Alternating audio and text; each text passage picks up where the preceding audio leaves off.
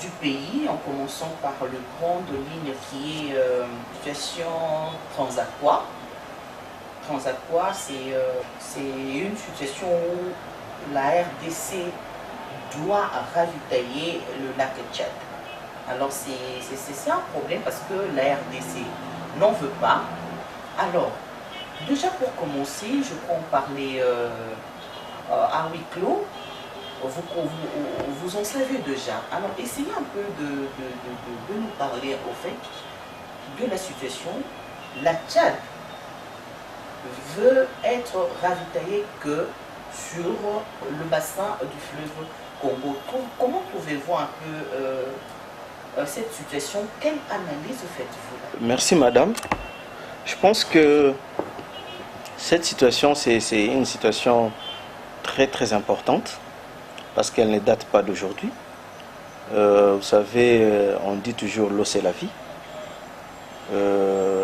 S'il y a des populations qui manquent de l'eau, c'est-à-dire il leur manque la vie aussi, le fait que nos amis tchadiens ou ceux qui sont tout proches des Tchadiens ne puissent pas avoir de l'eau, ce n'est pas une situation qui arrange la RDC non plus. C'est une situation vraiment humanitaire. Mais ce qui est important, primordial dans cette situation, c'est qu'il faudrait que les gens s'asseyent et parler ensemble pour trouver la solution par rapport à cette situation. Il ne faudrait pas qu'il y ait beaucoup plus de rumeurs ou des protestations ou des déclarations qui se font d'une manière disparate. Il faut qu'on se mette ensemble. La RDC, la partie de la RDC et la partie des Manderes, il faut qu'on arrive à s'asseoir pour voir qu'est-ce qu'on peut faire. Vous ne pouvez pas peut-être vous lever d'un bon matin et puis commencer à dicter ou demander par la force ou solliciter quelque chose par la force, quelque chose qui ne vous appartient pas. Et je pense qu'il y a des normes qu'il faut suivre.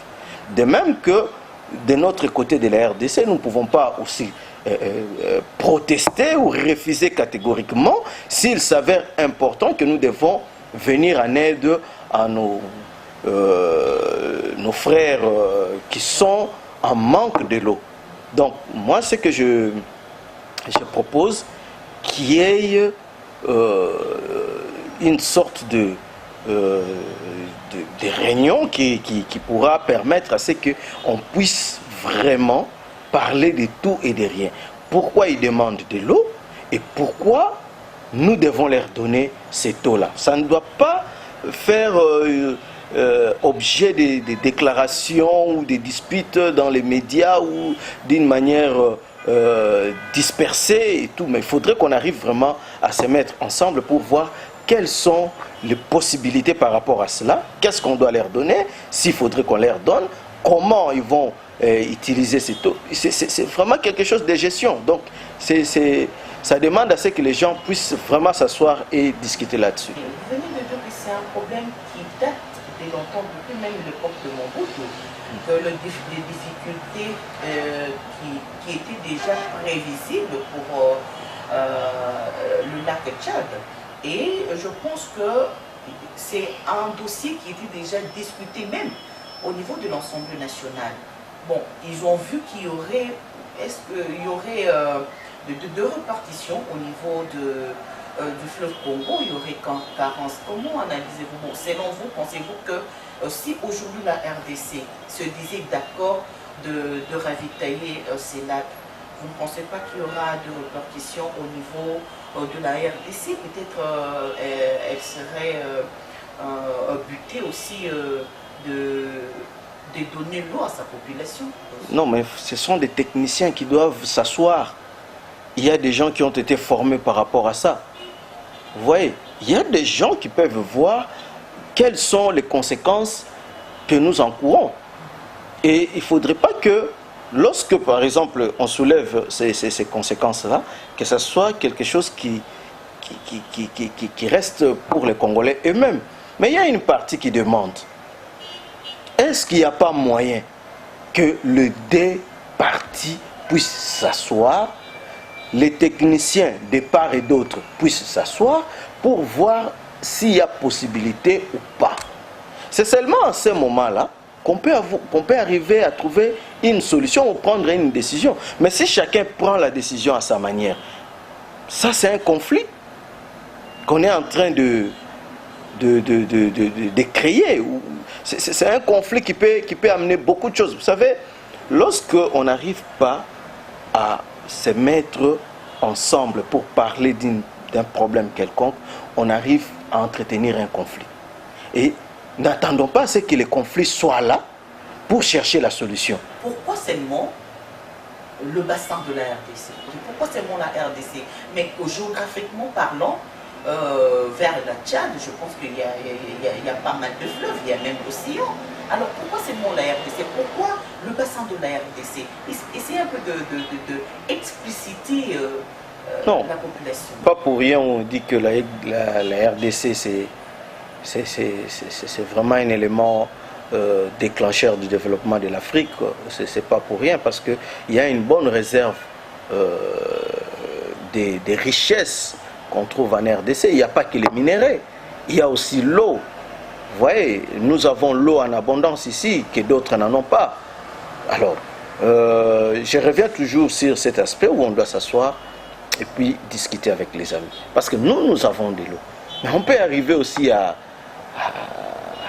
commercialiser cette eau. C'est aussi une question qu'on a. C'est aussi possible. S'il s'avère que nous avons la possibilité de ravitailler les autres, mais où est le problème en ce moment-là? C'est question de se mettre ensemble, de voir quelles sont les conséquences qui peuvent subvenir si aujourd'hui la RDC décide de donner de l'eau, ou encore quels sont les avantages, qu'est-ce que la RDC va gagner dans cette histoire. Je pense que c'est une coopération gagnant-gagnante, donc il faudrait vraiment qu'on arrive à bien gérer cette histoire pour que demain nous ne puissions pas tomber dans des conflits qui pourront nous coûter trop cher. Alors comment justifiez-vous la réaction du président tchadien, M. Idriss? Sa réaction, comment jugez-vous? Parce que quand même la RDC, c'est un État démocratique, c'est un État souverain. Sa réaction, parce que après le dossier traité par le Parlement, on lui a dit que la RDC ne serait pas disponible de leur ravitailler. Alors, il a vraiment tapé la main sur la table, de gré ou de force, la RDC ravitaillera le lac Tchad. Alors, comment trouvez-vous cette réaction, diplomatiquement parlant, hein? Non, écoutez, ça c'est un cri de détresse. C'est un cri de détresse. Quelqu'un qui est dans une situation de difficulté, des fois, il perd les repères. Ça, c'est tout à fait normal. Voilà pourquoi moi je suis en train de suggérer qu'il y ait vraiment des bipartites pour voir comment on peut trouver la solution à ces problèmes. Lorsque quelqu'un a besoin et qu'il n'a pas encore satisfait son besoin, il n'est pas à l'aise. Il n'est pas à l'aise. Et croyez-moi, la personne devient très dangereuse, il peut vous causer beaucoup d'ennuis. Ça aussi, c'est quelque chose que nous ne pouvons pas vraiment minimiser. C'est pourquoi j'ai dit, ça ne sert à rien qu'on en arrive au conflit. Il est temps, comme le conflit n'est pas encore là, de voir, on peut trouver la solution dans le calme. Il ne faudrait pas attendre qu'il y ait un grand conflit, et c'est seulement à ce moment-là qu'on va commencer à chercher des voies et moyens pour tout. Non. Maintenant là qu'il n'y a pas encore un grand conflit, cherchons à résoudre ce problème dans la paix et en toute quiétude. Merci beaucoup, hein. Merci, c'est vraiment une très bonne analyse et chitons aussi la première partie avec ça. Donc il faut être ensemble, il faut réfléchir, voir le décoté qui pourront mettre les deux États hors d'état de nuire. Bon, ça c'est, on a fini avec la première partie, il fallait avoir un peu votre point de vue par rapport à cette situation. Et M. Dieudonné, vous êtes analyste politique, essayez un peu de nous parler de la situation des leurs sur les élections de en RDC. Juste une toute petite question avant d'entamer l'autre. Croyez-vous aux élections? Je vous ai déjà posé cette question un jour dans une émission. Et avec, on est déjà au mois d'avril. À l'heure où nous sommes, croyez-vous aux élections en RDC? Oui, moi je suis optimiste. Je crois aux élections parce que... En 2018? Non, mais c'est possible.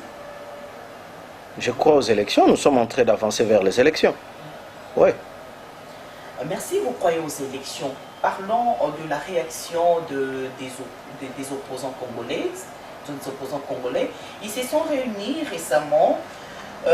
C'est un point de presse que Mme Esve Bazaïba, c'était elle qui était à l'honneur pour annoncer leur mécontentement, les irrégularités que la CENI avait annoncées après avoir revu leur fichier électoral. Il y a beaucoup d'irrégularités. Alors l'opposition congolaise s'est dit, ils sont vraiment contre face au fichier que la CENI leur avait présenté. Comment jugez-vous cette réaction? Non, mais écoutez, je ne suis pas de la CENI, mais s'il y a des gens qui estiment que le travail fait par la CENI ne leur inspire pas confiance, mais ils n'ont qu'à solliciter ou à envoyer leurs techniciens ou leurs experts pour venir au niveau de la CENI et faire un audit. C'est tout à fait normal. Je ne pense pas aussi que même les premières élections qu'il y a eu lieu dans ces pays, les fichiers présentés par la CENI ne posaient pas aucun problème. Ce n'est pas une première. Dans tous les cas de figure, on ne peut pas avoir un travail très fiable. Il y a toujours des petites irrégularités qui doivent arriver. Et cela ne peut pas amener à ce qu'on puisse tout rejeter en bloc, surtout dans cette période où tout le monde attend aller aux élections. Si on rejette tout en bloc dans cette période, cela veut dire qu'ils nous disent clairement qu'ils ne veulent plus aussi de ces élections. Là, c'est l'opposition. Oui, mais l'opposition, elle est plurielle. L'opposition, ce n'est pas seulement une frange de l'opposition qui fait une déclaration par rapport à cela et puis dire que c'est toute l'opposition. Non, l'opposition est plurielle. Ce n'est pas toute l'opposition qui pense comme cela. Donc, dire aujourd'hui qu'il faut tout rejeter en bloc, c'est retarder le processus électoral. C'est en ce moment-là qu'on peut croire qu'il n'y aura plus d'élection pour cette année. Nous sommes déjà au mois d'avril et dire qu'on doit tout reprendre à zéro, que les amis nous disent clairement qu'ils ne veulent pas qu'il y ait des élections cette année. Ou soit on veut une chose et aussi son contraire à la fois, c'est pas normal. Moi, ce que je peux demander, les amis, si ils ne sont pas d'accord, ils ne peuvent que trouver un moyen, un arrangement avec la CENI, envoyer leurs experts pour venir auditer au niveau de la CENI et puis baliser les chemins vers les élections. Alors, parlons de la machine à voter. Il y a récemment l'ambassadeur coréen, du Coréen du Sud, il a essayé de démontrer les imperfections de la machine à voter. Alors c'est aussi une partie où l'opposition s'est vraiment penchée pour démontrer aussi que la machine à voter ne sera pas fiable. Alors comment réagissez-vous la déclaration de l'ambassadeur coréen et l'insistance de la machine à voter du côté de la majorité présidentielle? Bon, c'est la même réaction que j'avais tout à l'heure là. Moi, je demande toujours à ceux qui ne veulent pas de cette machine d'amener leurs experts pour aller vraiment auditer. Ça ne vaut pas la peine de donner des déclarations lorsqu'on n'a pas encore vraiment audité et voir si la machine répond ou pas aux normes. De faire des déclarations comme ça, ce serait une façon de retarder encore le processus électoral. si vraiment nous avons besoin qu'il y ait des élections cette année, laissons. Parce que tu sais, le mal, c'est quoi avec les Congolais? C'est de protester sans apporter des solutions. Mais là, ça vient de l'ambassadeur coréen. Hein. Donc c'est là où on fabrique les machines à voter. Eux, ils ont refusé après, à utiliser la machine à voter et après la publication des élections, qu'il y ait des échanges, qu'il y ait encore de guerre ou encore leur pays serait en conflit avec la RDC. Ils ont déjà dénoncé en amont et que donc eux-mêmes n'utilisent même pas la machine à voter. Et pourquoi la RDC vous insistez à faire des élections avec la machine à voter? Lorsque en 2011 il n'y avait pas la machine à voter, il y a eu des élections. Est-ce qu'il n'y a pas eu des gens qui ont protesté, qui ont contesté les résultats? Voilà. Donc c'est pas la question de la machine à voter qui va faire à ce que les gens ne puissent pas contester les résultats, parce qu'il y a eu des élections passées et les gens ont toujours contesté les résultats, mais il n'y avait pas cette machine. Moi je pense que le problème c'est pas à ce niveau-là. Le problème, qu'on nous dise clairement, est-ce que les amis sont prêts pour aller aux élections ou pas? S'ils sont prêts pour aller aux élections, qu'ils commencent d'abord par auditer. S'ils ne sont pas convaincus de cette machine, qu'ils envoient leurs experts voir un peu ce que la CENI propose. Moi, je ne fais pas l'avocat de la CENI, mais je ne voudrais pas qu'on puisse commencer à spéculer sur cette machine pendant qu'on n'a même pas envoyé les experts pour voir s'il y a possibilité ou pas. Merci, voilà. Monsieur Dieudonné. Donc, c'est juste une toute dernière question pour clôturer. Alors, essayez de nous dire, nous voulons les élections, l'opposition, la majorité, la société civile, nous voulons les élections. Même si les élections, là, seraient, je ne sais pas moi quoi, ou il y aurait de répercussions après, ou encore il y aurait des conséquences après, comme la RDC ou encore les politiciens veulent les élections, ou la population veut les élections, quelles que soient les conditions à tout prix, il faut seulement aller aux élections, même si les conditions ne sont pas réunies ou les conditions démontrent qu'il y aura pas la fiabilité. Donc il faudrait toujours aller aux élections, M. Dieudonné. Écoutez, ce sont les politiciens qui amènent la population à croire que ce sont les élections qui vont résoudre les problèmes de la RDC. Moi, je pense que ça, c'est faux et archi-faux. Le problème de la RDC, ce n'est pas le problème lié uniquement à l'alternance au pouvoir. Non, il y a eu alternance, ça il faut le dire. Il y a eu alternance dans ces pays. Ce n'est pas la première fois où il va y avoir alternance. Il faut qu'on dise aussi la vérité à la population. Le problème de la RDC, c'est le problème du sous-développement que nous sommes en train de combattre. Et pour combattre le sous-développement, il faut qu'il y ait des programmes, il faut qu'il y ait des projets quand même qui seraient à mesure comment je peux dire, d'assurer à la population les conditions de vie meilleures à venir. Parce que même si on allait aux élections, si c'est le même système qui va venir encore s'installer, parce que c'est ce qui s'est passé dans le passé, et c'est ce que nous sommes en train de vivre jusqu'à aujourd'hui, même si on a les élections, les Congolais continueront à croupir dans la misère. Le problème des Congolais, ce n'est pas seulement le problème des élections. Parce qu'on peut faire les élections aujourd'hui, mais qui sont ceux-là qui vont venir demain pour diriger encore le pays? Mais si ce sont les mêmes personnes, si ce sont les mêmes qui ont eu à piller, les mêmes qui ont eu à détourner, les mêmes... La situation ne va pas changer. La situation du Congo, ce n'est pas à ce niveau-là.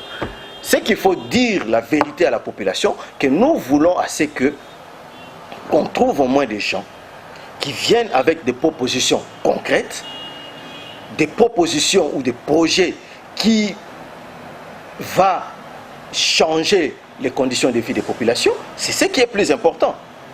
Aujourd'hui, si on est en train de tournoyer sur les élections, parce qu'il y a certaines personnes qui n'ont même pas quelque chose de concret à proposer à la population. Et ils se cramponnent aux élections parce qu'ils savent qu'ils peuvent se retrouver encore, après avoir pillé, après avoir mal géré le pays, ils peuvent revenir pour continuer à faire leur sale besoin. Ça, c'est au niveau, par exemple, de mon parti, c'est ce que nous sommes en train de faire expliquer à la population. Qu'il faut vraiment veiller pour que nous puissions avoir des gens qui sont à mesure d'apporter un vent nouveau, qui peuvent assurer l'espoir de la population pour l'amélioration des conditions de vie des communautés ou des populations. Donc, les élections seules ne suffisent pas pour résoudre les problèmes congolais. D'accord, un mot de la fin pour vous clôturer aujourd'hui. Oui, pour aujourd'hui, moi, je vais demander à la population d'être vigilant. Parce qu'il y a beaucoup de gens, c'est là même qui, hier, ont détruit ces pays, qui sont en train de faire campagne pour chercher à revenir encore aux affaires et continuer encore à détruire encore ces pays. La population doit ouvrir les yeux et comprendre que nous sommes arrivés. J'ai dit aux Congolais d'être très très vigilants.